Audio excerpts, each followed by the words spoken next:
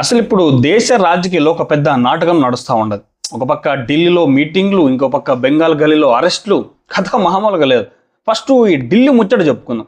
అక్కడ India alliance వాళ్ళందరూ కూర్చొని ఒక పెద్ద మీటింగ్ పెట్టారు. చూడ్డానికి ఇది ఒక పెద్ద మీటింగ్ లాగా బిల్డప్ ఇస్తున్నారు. కానీ అందులో కూర్చున్న వాళ్ళందరినీ చూస్తే ఎలా ఉందంటే మ్యాచ్ మొత్తం ఓడిపోయి పెవిలియన్లో కూర్చున్న ఆటగాళ్ళ ఒక గుంపులా ఉందన్నమాట. అక్కడ ఎవరెవరు కూర్చున్నారో చూస్తే అండి, సోనియా గాంధీ, మమతా బెనర్జీ, తేజస్వి యాదవ్, అఖిలేష్ యాదవ్, మెహబూబా ముఫ్తీ, సుప్రియా సూలే, వీళ్ళందరూ వరుసగా కూర్చున్నారు. ఇదంతా ఒక ఓడిపోయిన వాళ్ళ సైన్యంలాగా తయారైందనమాట. ఎందుకంటే కనీసం చేతిలో పవర్ ఉన్నోళ్ళు ఒక్కొక్కరుగా పక్కకి తప్పుకుంటున్నారు. మొన్న అండి అరవింద్ కేజ్రీవాల్ గారు ఈ అలయన్స్ నుంచి బయటకు వచ్చేశారు. ఆయన కంటే కనీసం చేతిలో పంజాబ్ అనే ఒక రాష్ట్రం ఉంది, పవర్ ఉంది. ఇంకో పక్క స్టాలిన్ కూడా పక్కకి జరిగేశాడు. ఆయన ఈసారి ఎన్నికల్లో ఓడిపోయి ఉండొచ్చు, కానీ ఆయన వెనుకండి 22 మంది లోక్సభ ఎంపీలు, ఇంకో 7 మంది రాజ్యసభ ఎంపీలు కూడా ఉన్నారు. చేతులు అంత బలం పెట్టుకుని ఆయన కూడా సైడ్ అయిపోయాడు. అంటే పవర్ ఉన్న వాళ్ళంతా జారుకుంటే పవర్ లేని వాళ్ళంతా కలిసి ఢిల్లీలో కూర్చుని ఏదో ఉద్ధరించేద్దామని మీటింగ్లు పెడతా ఉన్నారు. ఇదంతా ఒక ఎత్తు అయితే అసలు సినిమా వేరే చోట నడుస్తూ ఉంది. ఢిల్లీలో మమతా దీదీ మీటింగ్లో బిజీగా ఉంటే, బెంగాల్లో ఆమె కింద పనిచేసే వాళ్ళకి, ముఖ్యంగా ఆమె మేనల్లుడైన అభిషేక్ బెనర్జీ రైట్ హ్యాండ్కి మామూలుగా వణుకు పుట్టడం లేదు. వీళ్ళంతా తట్టబుడ్డ సర్దుకొని పారిపోయే ఒక ప్లాన్లో ఉన్నారండి. ఎందుకంటే మమతా బెనర్జీ మేనల్లుడికి ఒక అత్యంత ఆప్తుడు ఖాన్ మనిషి ఉన్నాడు. వాడి పేరే జహాంగీర్ ఖాన్. వీడు ఏం చేశాడంటే సైలెంట్గా ఈ డార్జిలింగ్ దాటుకొని నేపాల్ బార్డర్లోకి జారుకుందామని ఒక స్కెచ్ వేశాడు. కానీ కరెక్ట్గా నేపాల్ బార్డర్ దగ్గర అడ్డంగా బుక్ అయిపోయి దొరికిపోయాడు. వీడు దొరకడానికి సరిగ్గా 2 రోజుల ముందే అండి ఇంకో ఒక పెద్ద తలకాయ, వాడి పేరు షౌకత్ ముల్లా, వాడిని కూడా పోలీసులు లోపల వేసేశారు. ఈ షౌకత్ ముల్లా గడు మామూలుగా ఫేమస్ కాదు.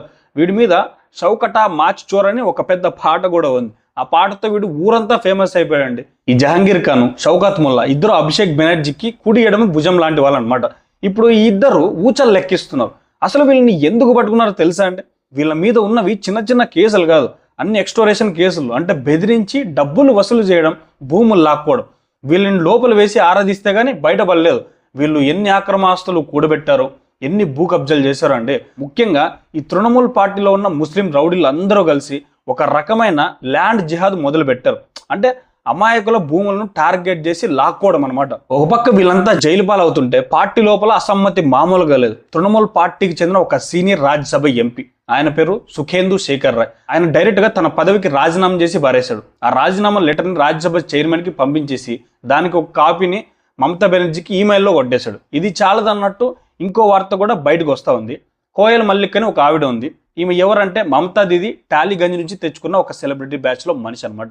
దీదీకి ఈ సినిమా వాళ్ళతో ఒక ప్లాన్ ఉండేది. గ్రౌండ్ లో ఎలక్షన్స్ గెలవాలంటే ఎలాగో రౌడీలు గుండాలు ఉన్నారు, వాళ్ళు బూతులు కబ్జా చేసి గెలిపించేస్తూ ఉంటారు. కానీ బయట జనాలకి చూపించడానికి మంచి అందమైన ముఖాలు కావాలి కదండి.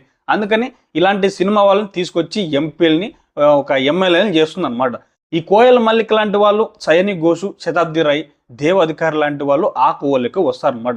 ఇప్పుడు మ్యాటర్ ఏంటంటే ఈ కోయల్ మల్లిక్ కూడా సాయంత్రానికల్లా రాజీనామా చేస్తుందని గట్టిగా వార్తలు అయితే వస్తున్నాయి. వీళ్ళిద్దరూ పోతే వాళ్ళకు రాజ్యసభలో ఉన్న 13 మంది ఎంపీలు బలం కాస్త 11కి పడిపోతుంది. పోనీ ఆ 11 మంది అయినా దీది వైపు ఉన్నారా అంటే అది లేదు. అందులో ఏకంగా 8 మంది డైరెక్ట్గా బీజేపీ వాళ్ళతో టచ్లో ఉన్నారంట. అంటే సాగరిక ఘోష్, డెరెక్ ఒబ్రాయిన్, తర్వాత మేనకా గురుస్వామి లాంటి ఒక ముగ్గురిని పక్కకు పెడితే మిగతా రాజ్యసభ ఎంపీలు అందరూ బీజేపీలోకి జంప్ చేయడానికి రెడీగా ఉన్నారండి. ఇంకో షాకింగ్ మ్యాటర్ చెప్తా వినండి. లోక్సభలో కూడా తృణమూల్కి పెద్ద భూకంపమే వస్తూ ఉంది. కకోలి ఘోష్ దస్తీదార్ అనే ఇంకో నాయకురాలు ఏకంగా లోక్సభ స్పీకర్కి ఒక లెటర్ రాసి ఇచ్చేసింది. ఆ లెటర్లో ఏముందంటే, మేము ఒక 20 మంది ఎంపీలు ఒక ప్రత్యేక వర్గంగా ఉన్నాము, మాకు తృణమూల్ పార్టీతో సంబంధమే లేదు, మేము ఎన్డీఏకు సపోర్ట్ చేస్తున్నామని ఒక బాంబు పేల్చింది. మరి ఆ 20 మందిని బీజేపీ ఎందుకు వెంటనే పార్టీలోకి తీసుకోవడం లేదంటే, ఒకవేళ వీళ్ళందరినీ బీజేపీలోకి తీసుకుంటే అంటే గ్రౌండ్ లెవెల్లో ఉన్న బీజేపీ కార్యకర్తలు, జనాలు తీవ్రంగా వ్యతిరేకిస్తున్నారు. ఎందుకంటే తృణమూల్లో ఉన్న చెత్తనంతా తెచ్చి ఈ బీజేపీలో వేసుకుంటే రేపు బీజేపీ కూడా ఇంకో తృణమూల్ పార్టీలాగా తయారవుతుందని వాళ్ళ భయం అనమాట. దీన్నే పార్టీ తృణమూలీకరణ అయిపోవడం అంటారు. ఇందాక మనం చెప్పుకున్న సుఖేందు శేఖర్ రాయ్ లాంటి వాళ్ళు కూడా ఇదే మాట చెప్తున్నారండి. నిజానికి ఆయన క్యారెక్టర్ మెచ్చుకోవాలండి. నిజంగా రీసెంట్గా జరిగిన అర్జికర్ హాస్పిటల్ ఇష్యూలో ఆయన పార్టీ మీటింగ్లోనే చాలా గట్టిగా గొంతెత్తి వ్యతిరేకించాడు కూడా ఆయన. పాపం ఆయన 2023లో రాజ్యసభ ఎంపీగా అయ్యాడు.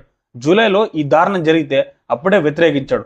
ఆయన పదవీ కాలం 2029 దాకా ఉన్నా కూడా ఇవన్నీ నచ్చక రాజీనామా చేసి పారేశాడు అనమాట. ఇదంతా ఒక ఎత్తు అయితే Bengal cabinet minister doctor Sharadatta Mukherjee అయితే ఇంకాస్త ముందుకెళ్ళి స్టేట్మెంట్ ఇచ్చేశాడు. మా దగ్గర ఉన్న 28 మందిలో 26 మంది మాకు టచ్లో ఉన్నారు, వాళ్ళంతా మమతా దీదీకి వ్యతిరేకంగా ఉన్నారని డైరెక్ట్గా చెప్పేశాడండి.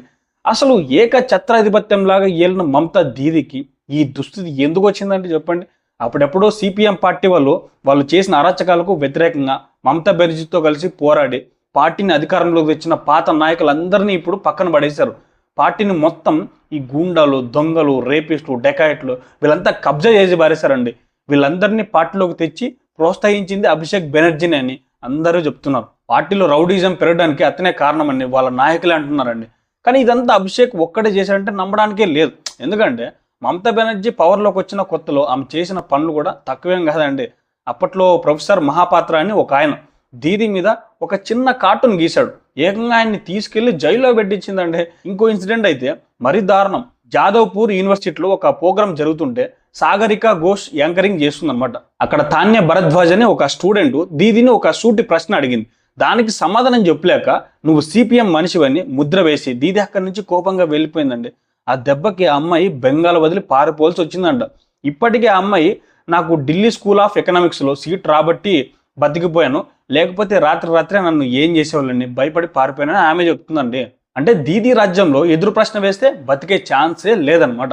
ఇక వీళ్ళు తెచ్చిన ఈ ల్యాండ్ జిహాద్ కల్చర్ చూస్తే దయ్యాలు కూడా భయపడతాయండి. ముఖ్యంగా అండి నార్త్ మరియు సౌత్ 24 పరిగణాల జిల్లాలు ఎలా తయారయ్యాయంటే అక్కడికి వెళ్తే అదొక వేరే ప్రపంచం అండి. అయితే ఇందులో ఒక ట్విస్ట్ ఉంది.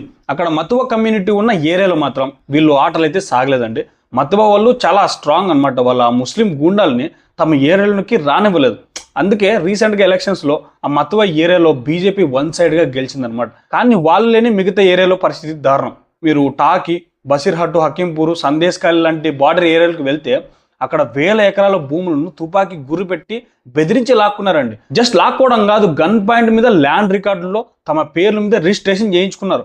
ఇలా బలవంతంగా గుంజుకున్న భూముల మీద ఖచ్చితంగా ఒక సిట్ వేసి విచారణ కూడా జరపాలి. ఆ బార్డర్ ఏరియాలన్నీ నెమ్మదిగా జిహాదీ చేతుల్లోకి వెళ్ళిపోయి ఇది ఎలా ఉందంటే మన భారతదేశ భూమిని ఇన్సైడ్గా బంగ్లాదేశ్కి చెందిన జమాతే ఇస్లామీ సంస్థ కంట్రోల్లోకి ఇచ్చేసినట్టు ఉందన్నమాట.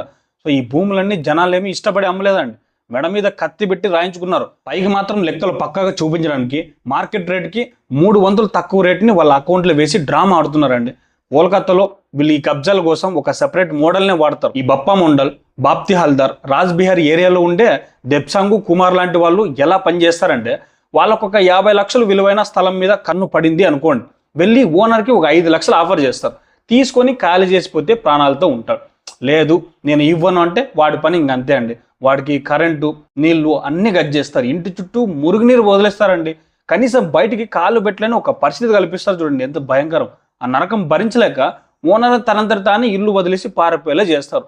ఇప్పుడు బయటకు వచ్చి ఎవరికి వాళ్ళు తమ గోడు వెళ్ళిపోసుకున్నారండి. అంటే పార్టీ గెలిచాక బీజేపీ వీళ్ళు లిక్కర్ స్కామ్లో కూడా మామూలుగా స్కెచ్ వేయలేదు.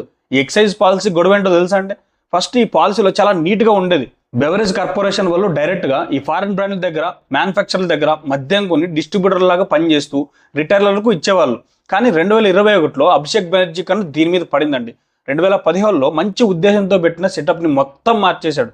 మ్యానుఫ్యాక్చర్కి, బెవరేజ్ కార్పొరేషన్కి మధ్యలో ఇంకొక కొత్త లేయర్ని దూర్చాడు. ఇది ఎలా ఉందంటే మన ఇంట్లోకి మనమే వెళ్ళడానికి మధ్యలో ఒకడు టోల్ గేట్ పెట్టి ట్యాక్సీ వసూలు చేసినట్టు ఉందన్నమాట. ఆ మధ్యలో పెట్టిన లేయర్కి ఒక మార్క్ ఆఫ్ పర్సెంటేజ్ ఫిక్స్ చేసి అందులో సగం డైరెక్ట్గా వాడి జేబులోకి వెళ్ళేలా ప్లాన్ సెట్ చేసుకున్నాడు. చూడండి ఇలా పైనుంచి కింద దాకా అందరూ కలిసి దోచుకుంటున్నారండి. ఇక చూసుకుంటే ఈ ఎంపీలు, నాయకులు అందరూ ఎందుకు పార్టీని వదిలేస్తున్నారంటే వాళ్ళకి ఎలాగో ఎంపీగా పెన్షన్ గ్యారంటీ అయిపోయింది. ఇక భయపడాల్సిన అవసరమే లేదు. కొందరు ఏదో ఆశతో పక్క పార్టీలోకి జంప్ చేస్తుంటే ఇంకొందరు ఈ గూండాలని భరించలేక పారిపోతూ ఉన్నారు. మరికొందరు జనాల నుంచి వస్తున్న వ్యతిరేకత చూసి భయపడి రాజీనామాలు చేస్తున్నారండి. మొత్తానికి బెంగాల్లో జరుగుతున్న ఈ రాజకీయ పరిణామాలు రాబోయే రోజుల్లో దేశ రాజకీయాలకే ఒక కొత్త దారిని చూపించేలా ఉన్నాయి. సో ఇది అంటే అసలు మ్యాటర్. దీంట్లో ఎక్కడా ఏ కట్టకొత్త లేదు, ఉన్నది ఉన్నట్టుగా మొత్తం కవర్ అయింది. So thank you for watching. జై హింద్, జై భారత్, వందే మాతరం.